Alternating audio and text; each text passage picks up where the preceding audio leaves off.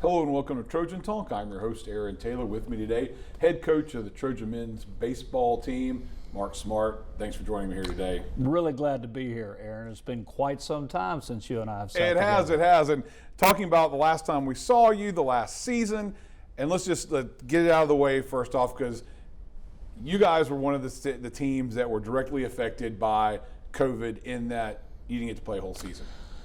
You're right. We got stopped 1 month in. Basically, our season goes for close to 4 months, right at it. We had completed the first month. We got the call. We were actually headed to Statesboro, Georgia to open the Sun Belt season that weekend at Georgia Southern. We had 10 weekends scheduled of Sun Belt Conference play. This was week 1. Real exciting time for your team. All the preseason work had been done. Georgia Southern had gotten off to a great start. We were excited about the opportunity. That Thursday, we were moving along at normal pace, watching the satellite TV, seeing that multiple basketball games around the country were being canceled right in front of us. And long story short, we stopped for lunch. We were ready to load and go. I got a call to say kind of sit tight for a little while longer. We've got some things brewing. So we delayed as long as we could. Some 30 minutes later, I got the call, hey, let's come on back to Troy. And in that route back, Aaron, nothing had been shared with me like this is official.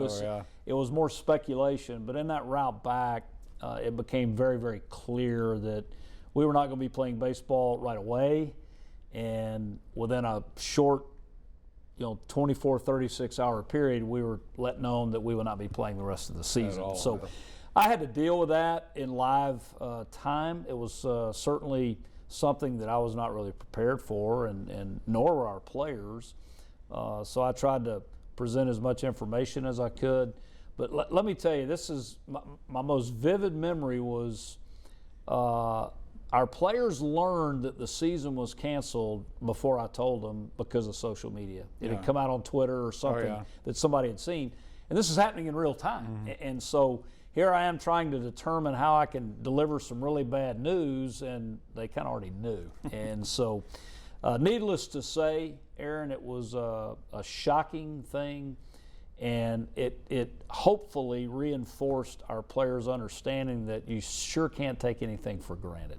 And the transition to this year, because obviously you knew heading into this season that eligibility, all that kind of stuff would factor into play, and you kind of had an idea of who was coming back and who wasn't coming back. There's still some questions. So how that transition move into this season? Well, it was interesting because not everybody was going to come back. We had several that graduated. We had one player last year that finished his master's degree, so he was eligible to come back, but he didn't do it.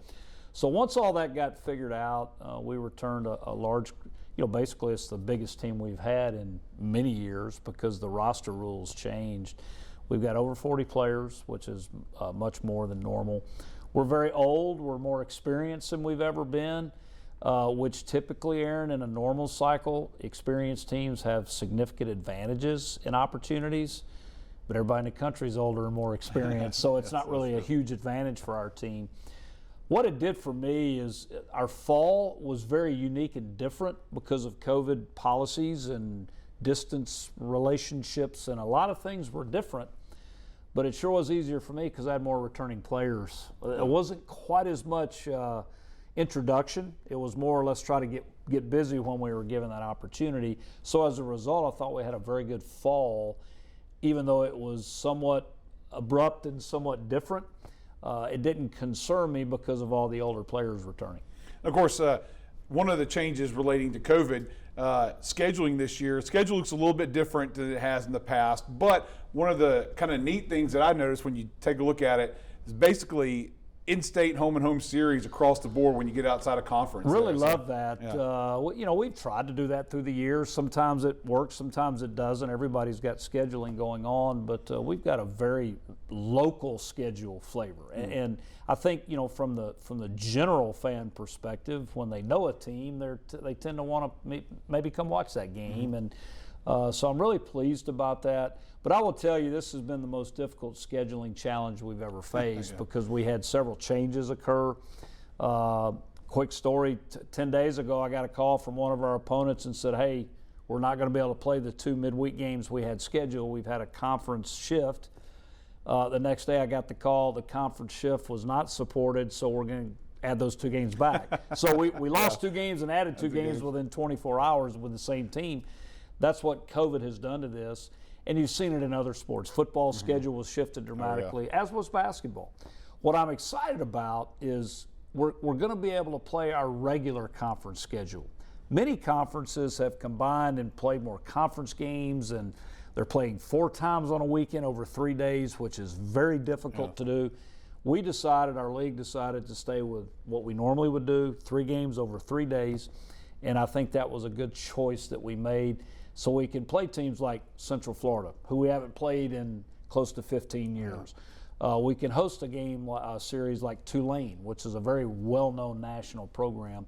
Those are 2 teams that we're getting to play that had we shifted out of our conference model, they would have been dropped. So all in all, I think it's an outstanding schedule. Well, and here's hoping that folks get a chance to see the Trojans in action this season, whether it's in some of those home and home series or at Riddle Pace Field for those conference weekend series. Mark, good luck on the season, and here's hoping that you don't get any of those mid-season phone calls again. No phone calls. Let's play baseball. Thanks, All right. Eric. Thanks for joining us today, and thank you for joining us on today's edition of Trojan Talk.